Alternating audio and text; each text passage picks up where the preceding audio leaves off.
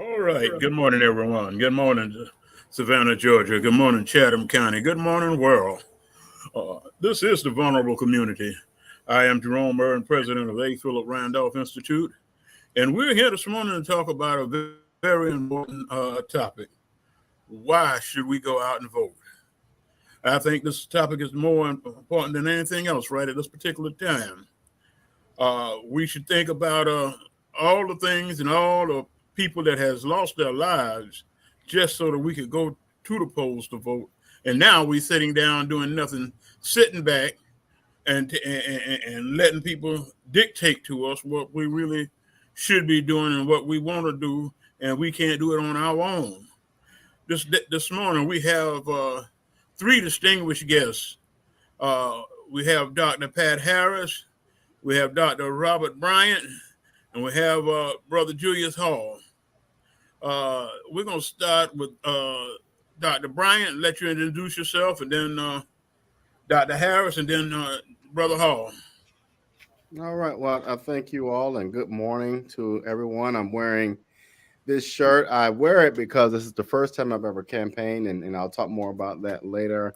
But just to give you a brief introduction of who I am, I work in the space of diversity, equity, and inclusion. I've done that in higher education for many years. And so when we speak about this whole attack on diversity, this attack on voting rights, this attack on rights in general, this becomes a very special thing when we talk about voting. So good morning.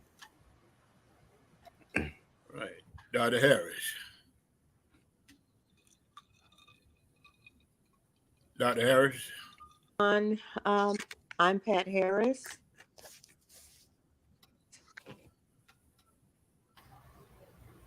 Brother Hall, go ahead.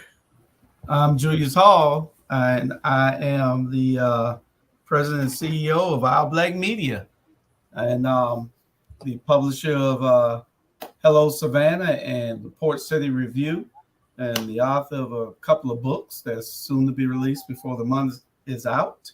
And we are happy to be here to talk about why everybody should vote. Amen, amen, amen. I tell you, it's pathetic to sit down and think that our governor has purged 192,000 people off the voting list, and people don't even know their names have been purged off the list. We're in the process now of trying to contact these people. We're asking people to check your voting records, make sure that you are still on the voting list. If you can't do it on your own, contact us. We're down at 714 MLK Boulevard. Our phone number is 912-704-7217.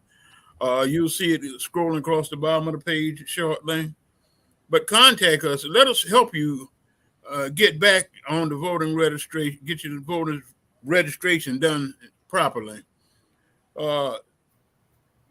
Brother Bryant, now I have to make this statement so that everybody knows. A. Philip Randolph is a non-partisan organization. We don't support, we don't endorse anybody. So we want to make sure that everybody understands that. But Brother Bryant, you've been in this business for a long time. You've seen the way that people go to the polls. You've seen us not go to the polls. Right. You've seen some of the answers that they give you when you ask them, "Are you registered to vote?" And they tell you, "Well, that don't make no sense to me. It don't. Or either my vote don't count." So tell us a little bit about what your thoughts about Right. vote. I'll start with this right here. And I want to start here because our young people don't realize what that is. Right here, you see this gentleman right here on the ground? Yes, sir. I know what that is. That's John Lewis. Yes, sir. And for our young people, John Lewis in that picture is called Bloody Sunday. Go YouTube it. Bloody Sunday. John Lewis had his skull cracked. I don't know how many of y'all have ever fallen on your head and fell off a bike, but to have your head, your skull cracked is a lot of force. And so, if for nothing else, for people to go through that, to die and get their body parts, like brain almost taken out of their head, it becomes a little more important. And so what people need to ask themselves is if they're trying to stop you from doing something that they're putting that kind of a barrier in front of you. It must be kind of important, right? If people are trying to stop you from doing something, then something's got to be behind it. I'm wearing this shirt here. It says Robert Bryant for Public Service Commission. When myself and Daniel Blackman ran for Public Service Commission, people didn't understand what that was and didn't understand what that meant.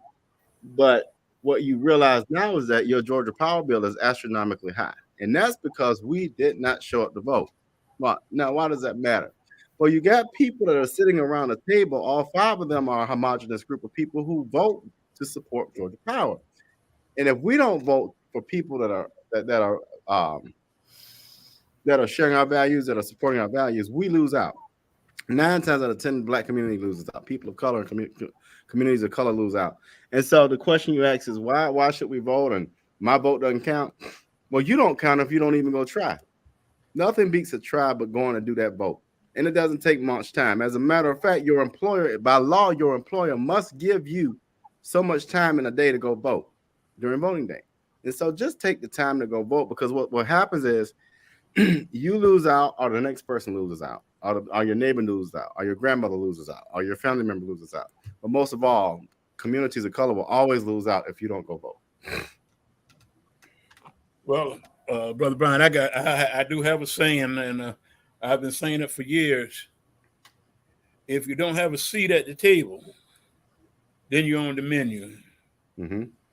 So, it's better for us to have a seat at the table than to be on the menu and have somebody eating at you behind all the time.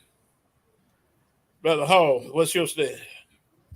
Well, we have to register, we have to educate, and we have to participate. And that's the only way that we can change things. Voting helps you to change things. You might not think that it helps, but it does help. You might not think that your vote counts, but your vote does count. There have been races in this country won by one vote. One vote. And, there's another rev right there. Register, educate, vote. Just like the rep. Register, educate, participate. Registration, education, participation. And one of the reasons when we discussed this on the Rabble the other night was, don't tell people not to vote. Don't tell people to show the Democrats something by staying home or voting for the other way. Don't do that so you can try to hold them hostage. It is too important a time in this country for you not to participate.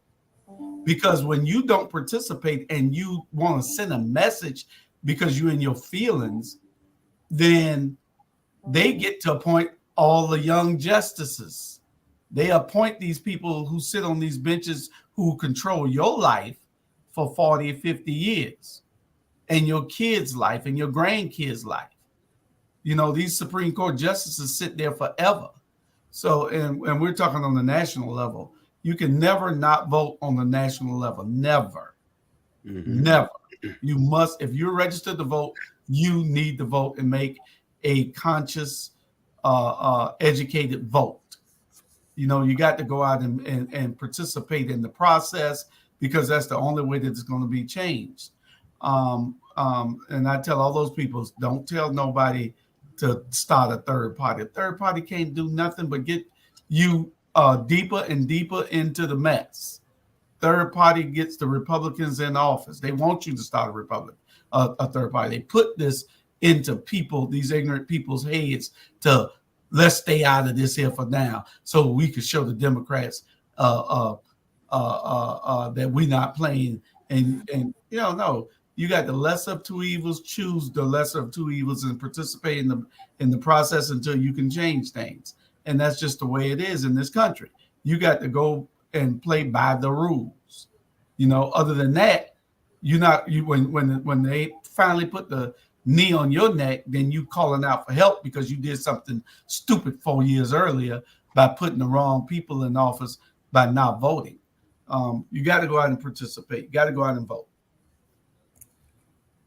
Well, one of the things that we have not done in the past And we have to teach, and like you said, we have to educate. Is making sure that we have people and hold them accountable. Accountability is a major step in the political process, because if you don't hold them accountable, they're gonna run roughshod over you and do what they want to do and do anything they can do. I was looking at an article. We have 200 billion, not 200 million, not $200 billion sitting in Washington that none of our politicians are even asking for. None of them are asking for it. And we don't, and we're sitting back here, our people in the city of Savannah, we got the homelessness running out of the airs. But what are we doing about it? We're not asking for no funds to help the homeless people. We want to go down on River Street. Excuse the expression, but down River Street. Let's do something for the people. Well, let's take our people. I think we talked about that briefly as we were going into the show. What is disturbing about this administration and even at a state level, I mean, in the federal level, and I'm going to hold Warnock and ourselves accountable on this one.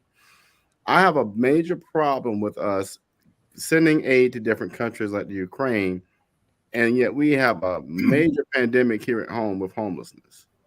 As a matter of fact, the red tape to help the homeless folks is even worse. I've been working with Resurrection Ministries of Christ, which has been really doing some great work with the homeless population, and they have an outreach ministry, Repair of the Breach. And they want to do some really, really great things, but the problem is the city makes the red tape so difficult.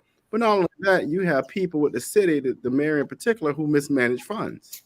The CARES Act money, the federal money that has come through for this thing. And I'm not pointing fingers or anything, but it's time out for giving people passes on things that are wrong. When you have a poverty rate that's almost right above 30% or around 30%, we have a problem, folks. Look at this, gentleman and lady.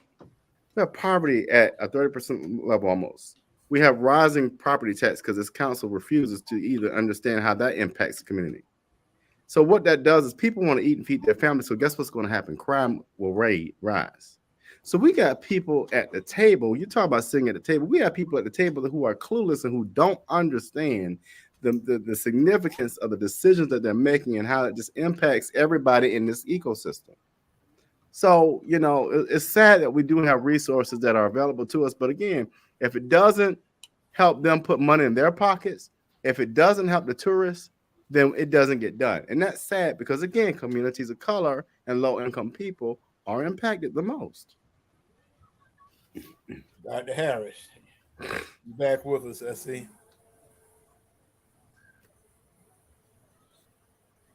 Yes, I am. Hopefully, can you hear me? Yeah. She had to go get a background looking like an angel. Can you hear me?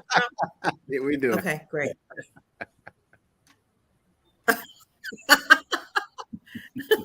I had to change from the phone, but thank you all so much for allowing me to come in your meeting. Really, I know that I heard Jerome talking about why it's important to vote. Right? Is that correct?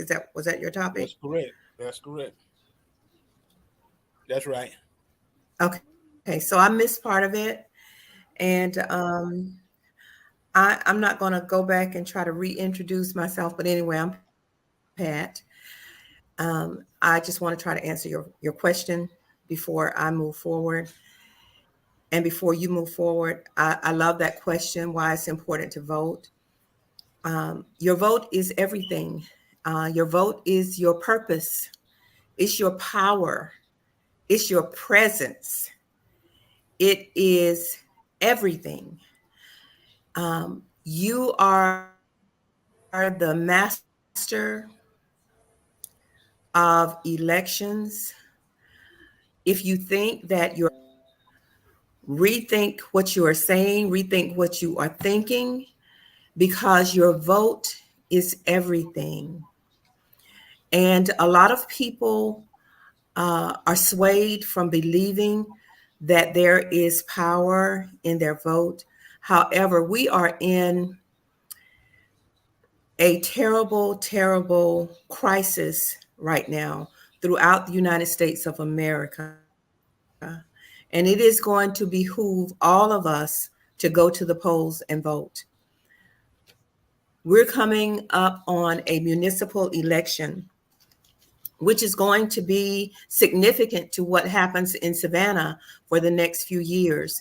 And then we're going to embark upon a general election, which is going to be an impact that we've never seen before, with voting priorities that we've never seen before. So I would urge people to rethink their thinking, get your feelings off your sleeves. Stop thinking about who's my friend and who's not my friend, because sometimes you really have to think about that. And it's not about your friendship.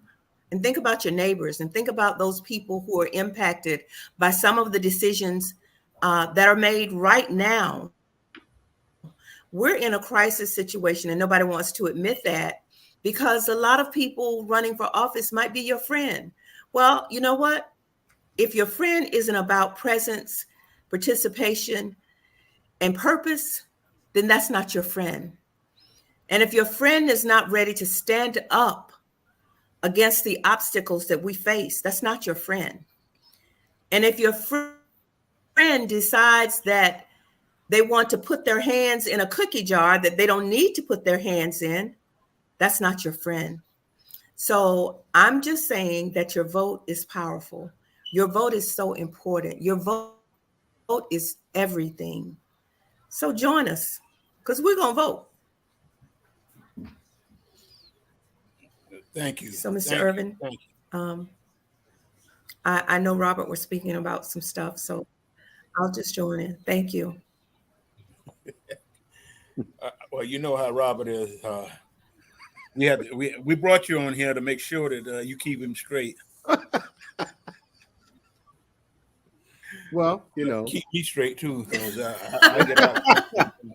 What about Julius? You know, why does he get a pass? Of course. I'm the good guy. Of course. He's gonna be the good guy today. We're gonna let him be the good guy today. That's gonna rain. Well, tonight. you know that's who I am. That's just who I am. Okay, Well, we had 20 minutes, Julius. So we're gonna take a quick break. Okay, we'll be right back after these commercials.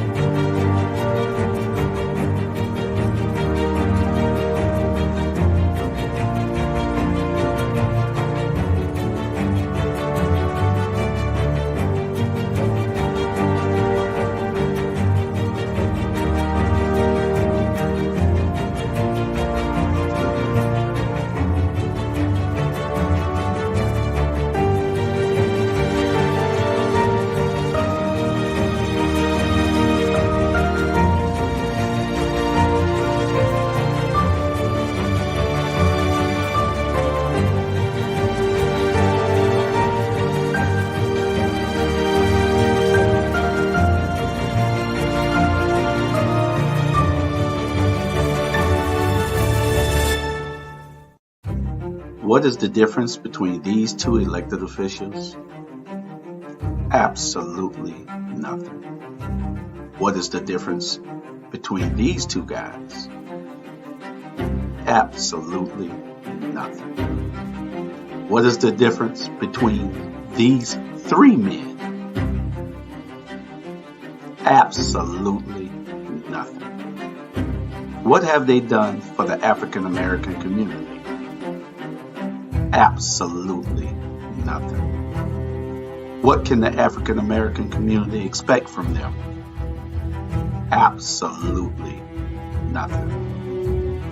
So what does the black community owe them? Absolutely nothing. When it's time to cast your vote, make sure you give them what they have given you. Absolutely nothing. And that would be absolutely perfect.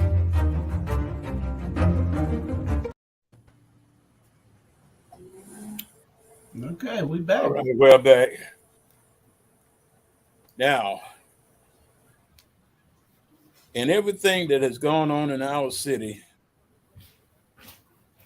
all the crime that has been committed, all the murders that has happened,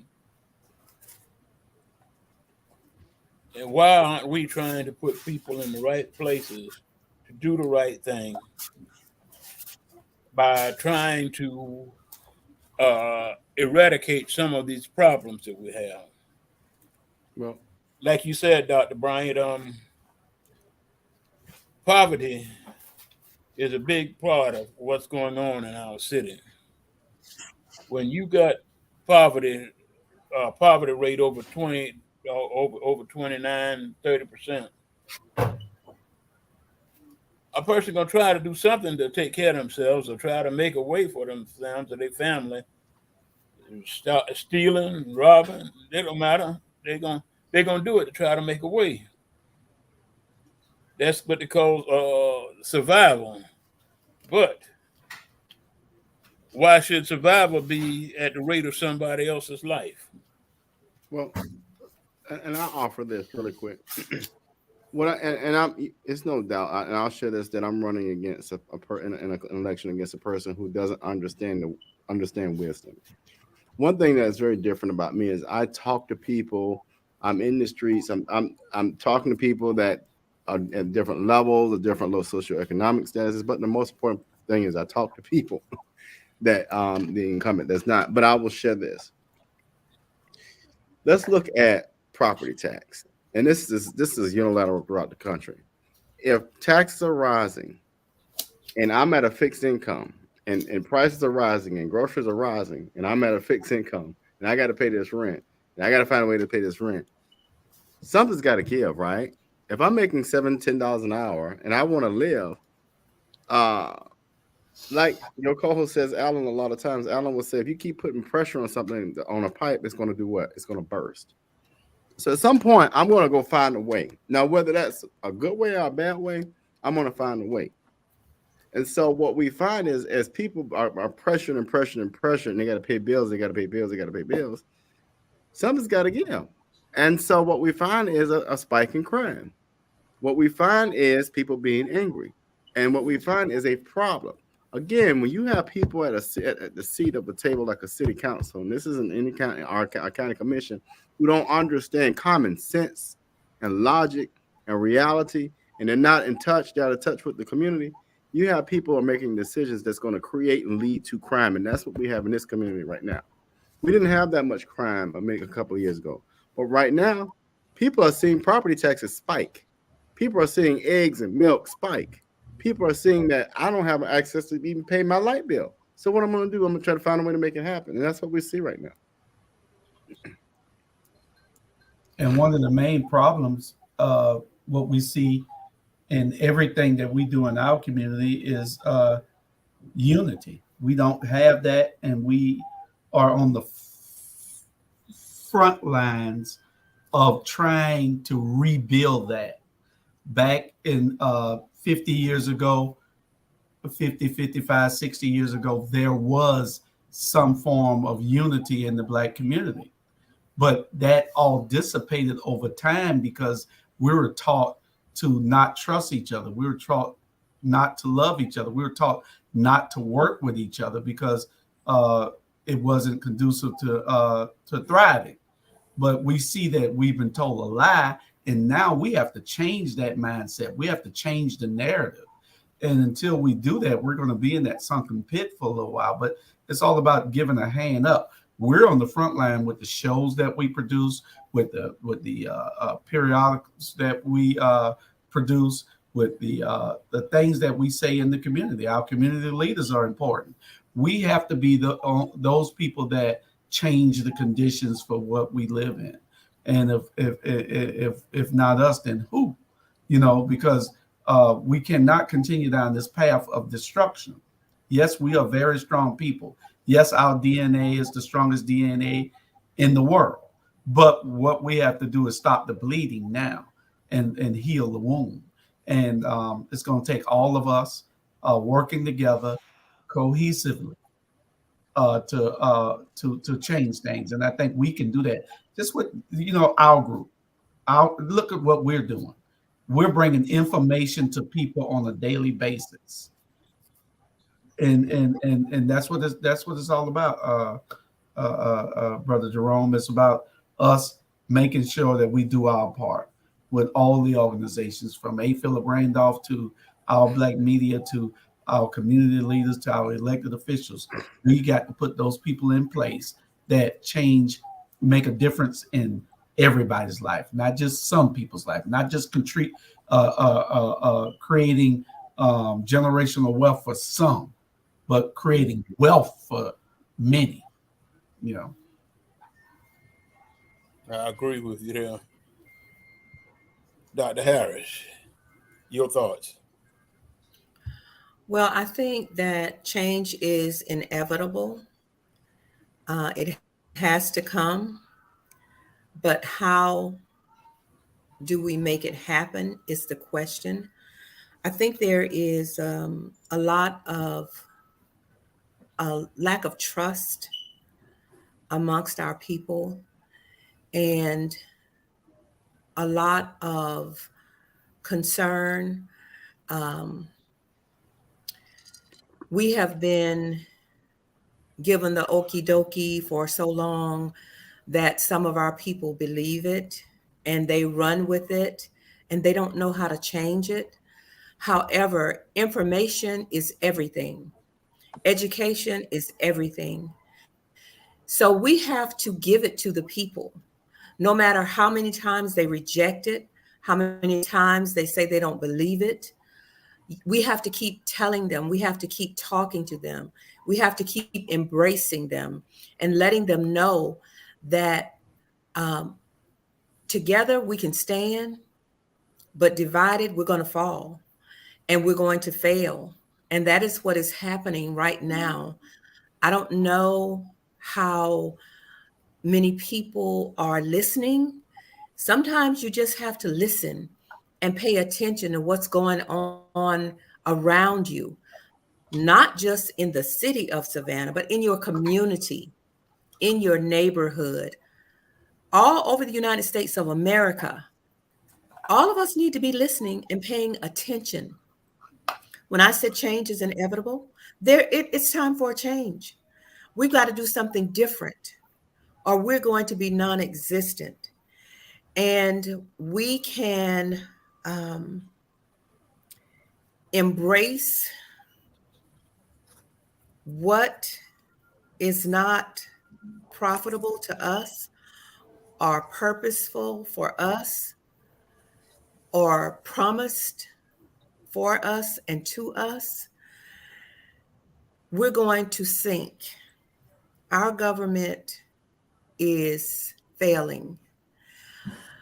We are falling apart in communities. We are failing our people in our communities. And it's time for someone to step up and take over that helm of bringing people back together where we can be a powerful force in all of our communities. And right now, that's not where we are.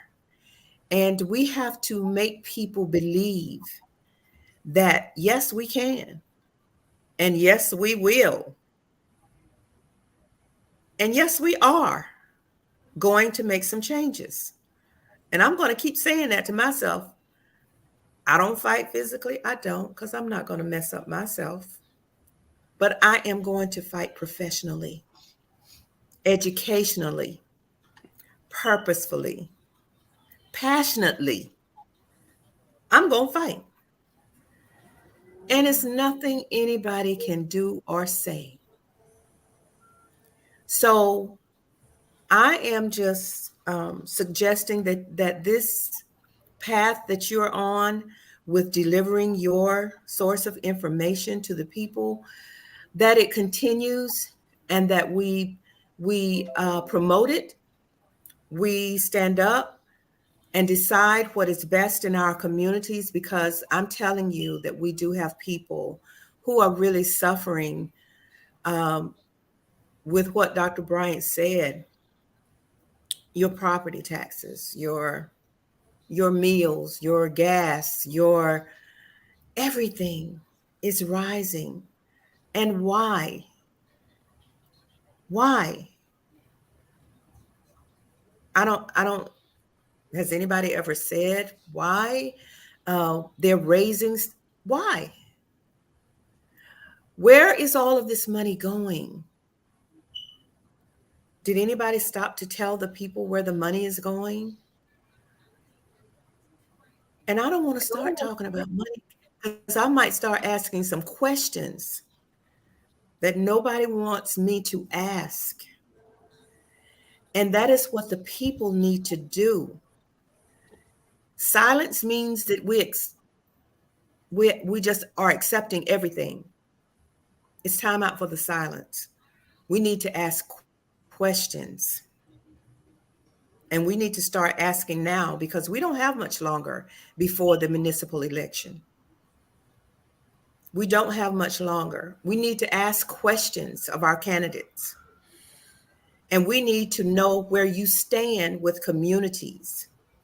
And we need to know what you're offering to be in that seat. And what promises and what pathways have you developed for the people within those communities? Don't make promises to people that you're not going to keep. And don't tell me that you're going to represent me and then I have to go represent myself. And that's absolutely what is happening in some communities. And sometimes people get sick and tired. And when they get sick and tired, it's time to make changes. It's time to make changes. And that's exactly what we're going to do. Thank you, Mr. Irwin. Yes, ma'am. You know, I think all of us here are old enough to remember a few years ago, back in the 60s, Robert might be the youngest one here. I am. But you know, we and I think it's time that we go back to the streets. I think we're gonna have to go back to the streets to get people out to vote. Mm-hmm. Get them. You know, we have to be on the street corners. We have to go back into the churches. Whether the pastors want to do it now, stand outside the church. If they don't want to invite us in, stand outside the church. We've got to do something to get these people back and let them know that, hey, voting is what you should be doing. It's your constitutional right. Although some people say the Constitution ain't worth a hill of beans, but it's your constitutional right to go out and vote. We have to bring it back and make it reality. We can't stop and say, well, if you don't do it, that's up to you. No, it's not that way anymore. Because anything that affects me affects you. And if it affects you, it affects your children and your grandchildren. What we do today will affect our grands, our great-grands, and our great-great-grands for years to come. The decisions that we make has to be the right ones if we want to take care of our family and leave a legacy for them to live on. Live something for them to thrive on. We have to change the whole mindset of what's going on today. I don't know about y'all, but I think that we are at a point right now where whatever happens, it's got to be done, and it's got to be done in November. So whatever we do, we have to make sure that, like Dr. Harris said, know who we're talking to. Know what they're talking about. Let them understand that we know what we know, and that they're not going to pull the wool over our eyes any longer.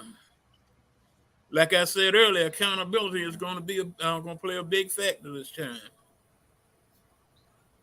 We had people make promises that didn't even get close to the promises. Well, and they were told, remember, because you're going to be held accountable for what you say. Well, And let me kind of jump off on that main piece right there. I want people to always remember this. If you are preparing to vote for a candidate, the three things I ask people to look at: what's their vision for it? So if you're looking at someone who hasn't presented to you a platform or a vision, that's a red flag. Number two, look at their body of work, right? You know, in grade school, we have every year we go to school, we have a report card. Julius did a beautiful commercial on this. What's the report card look like? You know, there's certain people that have been in office 12 years, which is 4,380 days. I may have the math wrong, but over 4,000 days. On a job, after 4,000 days, if you haven't met expectations, they tell you to do what? We'll see you later. So that's the second thing. But the third thing is, what have you received on your return on that investment? So let's say you go buy a vehicle, right? And you get all these nice bells and whistles, and you get off the car lot and the tire falls off. The return on that investment is not what you expected. But if you get a nice car that lasts you about 10, 12 years, you got a pretty decent return on that investment. So what have you gotten out of that deal? So, Mr. Irwin, what I'm saying is this. You talk about getting people out to vote. I'm going to use the city of Savannah's municipal election as an example. On average, and Julius, correct me if I'm wrong, we look at on a municipal election, about 23% on average of people coming out to vote. If that 23% remains the same, we will get the exact same thing we got right now, nothing. A bunch of people sitting around the table doing nothing. We've got to get 45-year-old and under registered to vote and out to vote, and big numbers. Once we get those numbers up, we got to make sure we educate our elderly, and we got to make sure we get people to the polls. That 23% has got to raise at least to 50% for us to see a change. Now, the question is, are we going to, like Julia said, we're going to work together to get there? Or are we going to sit back and wait and see the 23% hit again and lick our wounds? But what I just said there, that should motivate anybody to want to go out and vote. If you're telling me I have seen somebody in a position that worked for over 4,000 days and they ain't did nothing, and you don't get out to vote, something wrong with you. And to piggyback off of that, Robert, the African American community, to me, is like poor Trump supporters. We're like poor Trump supporters. There's nothing Trump will do for those people that are poor that support him. Trump is all about the rich. So I say that to say this. We have to change our mindset. And Jerome, you mentioned this a minute ago about the church. Robert, you said that we're at about 23%. We're somewhere between 17 and 23, according to whether it's a presidential election or not. We might get up to 30 if it's a presidential election. But we got to change it by, and I'm glad you say that, Jerome, about the churches, because everybody always thinking I'm hopping on the churches. The church and the pastor has an obligation to uplift the people. And these churches are failing us these days. They care more about a tax break and a 501(c) than they care about you and me. And we have to put these churches on the spot. We have to bring it to everybody's attention that these churches need to rally the people. I don't care if it's a Sunday where everybody's church, when they go into church, how you see all these pastors and nobody with them? Nobody with them. Bring your whole congregation, pastor. If they ain't going to come and you're saying they can't come during the week, then do it on Sunday. Fill the Civic Center arena up on a Sunday. Have church together, everybody, on a Sunday, because these issues are too important to us for us to keep doing what we're doing. We're going down a rabbit hole. And nobody's thinking, hey, let's hold these pastors responsible. We paying them, some of them making $200,000-$300,000 a year. And all they're thinking about is how much money you're giving in tithes. We got to make sure that these pastors know that they have an obligation to the whole community. They need to walk outside their church and look around and see what condition their communities are in. Take the whole church with you and walk the neighborhoods. All this violence that we're experiencing in the Black community, it can be wiped out. But it has to be by us. We're not doing enough. And that's the problem. The church is not involved anymore. It has become a whole separate entity from our community. The only thing the church want to do is teach you a false doctrine most times and take your money. I'm on pastors all the time, and I call all of them out. All of them are welcome to come talk to me anytime they want. They're welcome to come tell me what they're doing in the community besides collecting tithes. And I'm not talking, I'm talking about all of them. Anybody that's a pastor, you are welcome to come tell us what you're doing in this community and what your obligation is other than what you think it is. Because you're supposed to be uplifting the community. And so that's a show that we're going to have pretty soon, calling all the pastors out so they can tell us what they're doing in the community, because they have an obligation and a charge to keep, and they're not keeping it. Brother Hall, we got time for a 1 minute break. Okay, we're going to that 1 minute commercial, and we'll be right back. All right.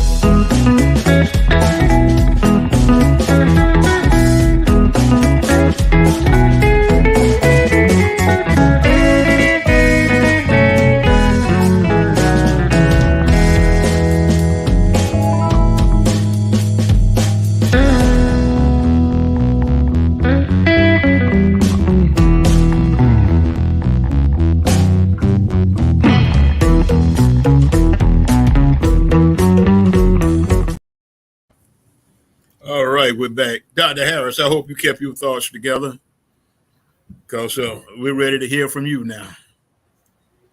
Oh, well, what would you like to hear from me? I mean, I just think that we are in a crisis situation, and nobody wants to say that.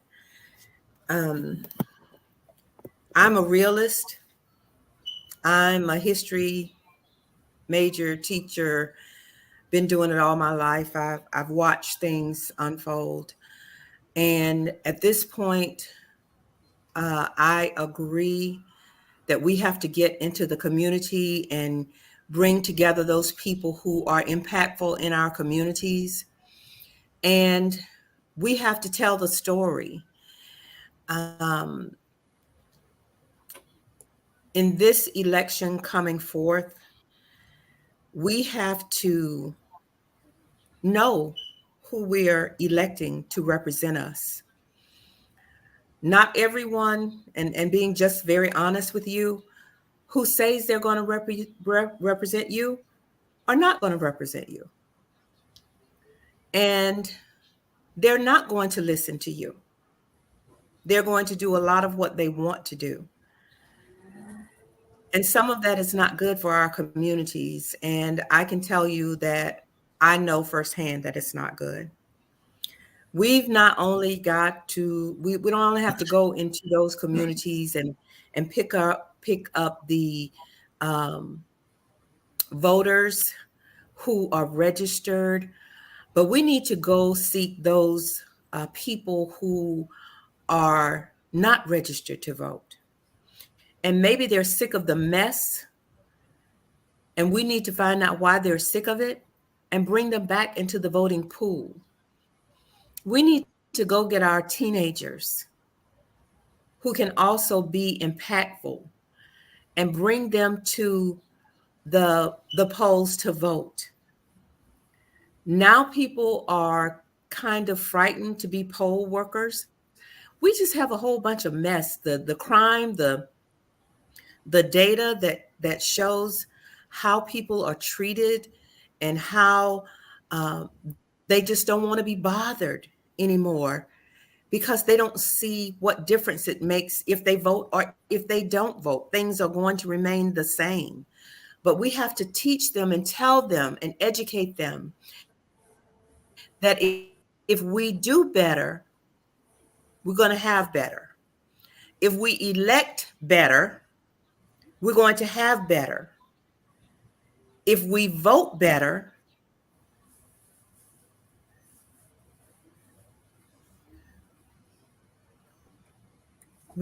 You froze on us, Dr. Harris. we're going to see better.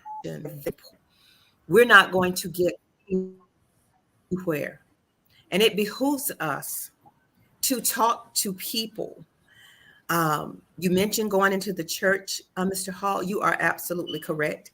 All of this started in a church. I mean, way back yonder. Where did people meet? But in the church. And of course, now people say separation of church and state. You cannot take God out of anything because he's ever present in everything. And now that we're in a situation where we have to call upon God as well to help us to navigate in these treacherous waters that we're in.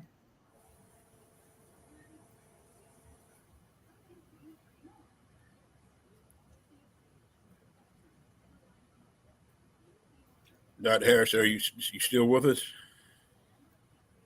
To hold people accountable, like you said. And we must do something different than what we've been doing in the past. If we want to survive what's happening in the United States of America, we're going to have to come together. You might not think that there's a problem out there, but I want all of us to wake up and listen. We're in a crisis situation. We're going backwards. We're not going forward. And if we don't step up to the plate and put people in office who are going to uphold our democracy, we're not going to have a democracy. You're not going to have everything you want. You're going to have people telling you what you want, what you need, and what you can have. You want to have an autocracy? You won't like it. And so we have to stand up to our candidates, our elected officials, whomever. And I say to everyone who is listening, we may have put you in office, but there is a removal process. And we have to use our power to do that. So we can't keep talking and begging and doing what we do, and people are not listening. Everyone needs to listen. We're in a crisis situation, and that is not any critical race theory or critical thinking theory. All you have to do is pay attention. Pay attention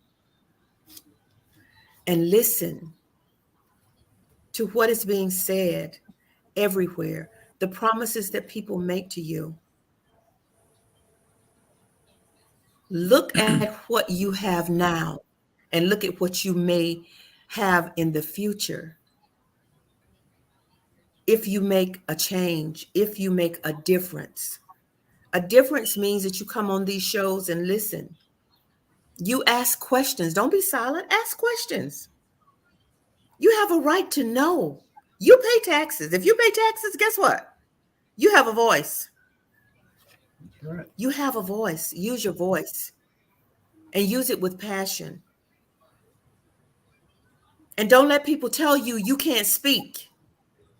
and you can't ask questions. Don't go into town hall meetings and let them tell you you can't speak. If you can't speak inside, go outside and speak.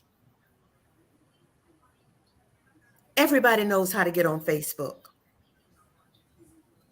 Talk and say what you need to say, because everybody's voice should be heard. Thank you, Mr. Irvin. Thank you, Mr. Hall. Thank you. We thank you, Dr. Harris. You know, we always talk, and my co-host when he's around, always talk about the least, the lost, and the left out.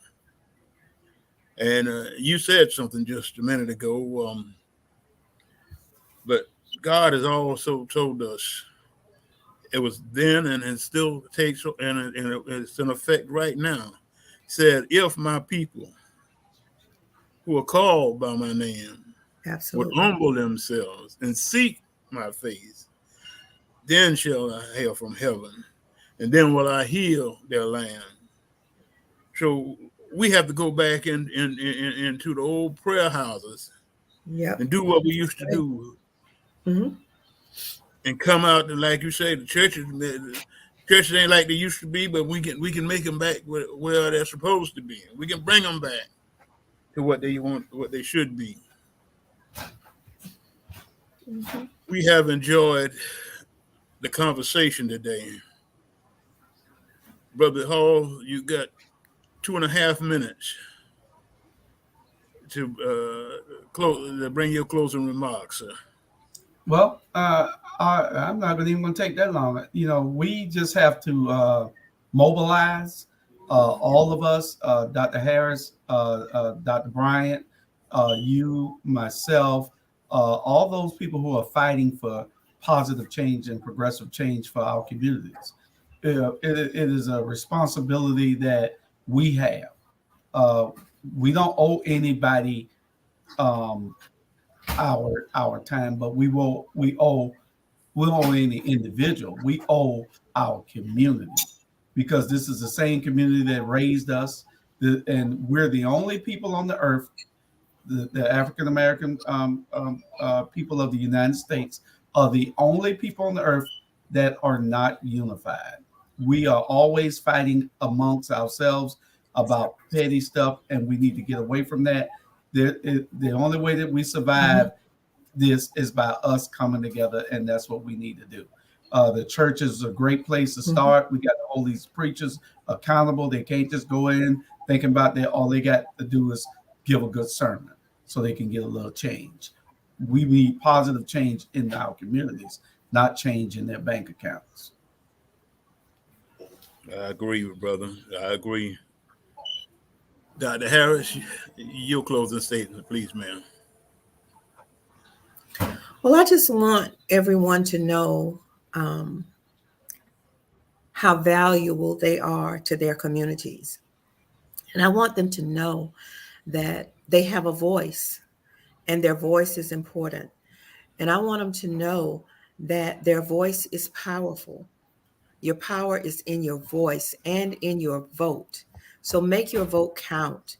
Don't sit around and wait for somebody to urge you to go to the polls. Get up and go. When early voting begins, be there. Be there and exercise your right. It's your right. Government of the people, by the people, for the people. We are the people. So make your way to those polls early and vote. I hear you. I hear you. You know, people are so afraid to go to the polls because the lines are so long. But if you go to the poll with a long line, stay there. Don't walk away, because that's what they want you to do. 9 times out of 10, there's something that's being done on the inside intentionally to make the lines long. So we ask that you stay there in line and do what your civic duty is, to vote. Don't let nobody turn you around. Don't let nobody tell you anything different. Brother Hall, I don't know what happened to Brother Bryant. He must have emergency. Yeah.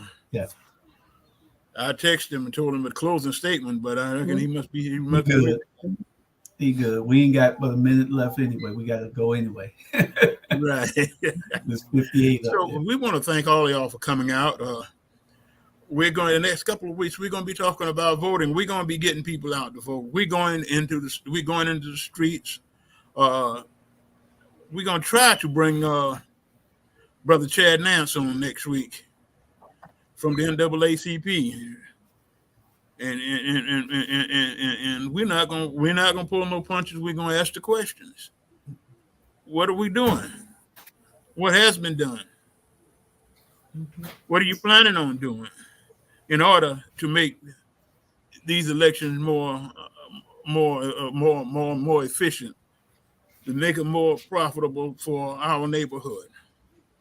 So we will be asking the questions. We're not going to sit back and, like you say, don't ask no questions.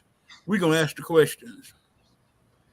1 week we may, if he will come, we're gonna ask the mayor to come on, and we're gonna ask the questions.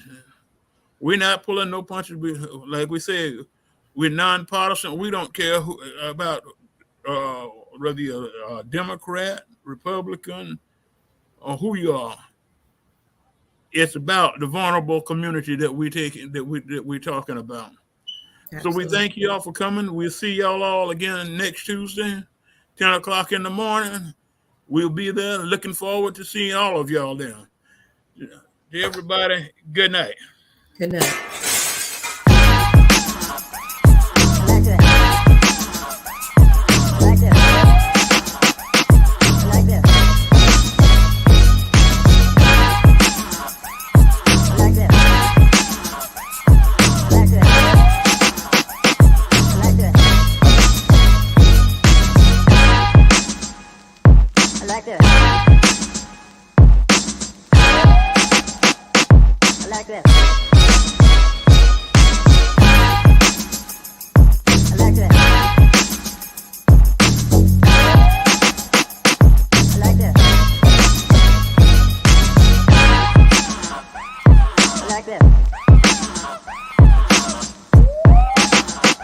I like that.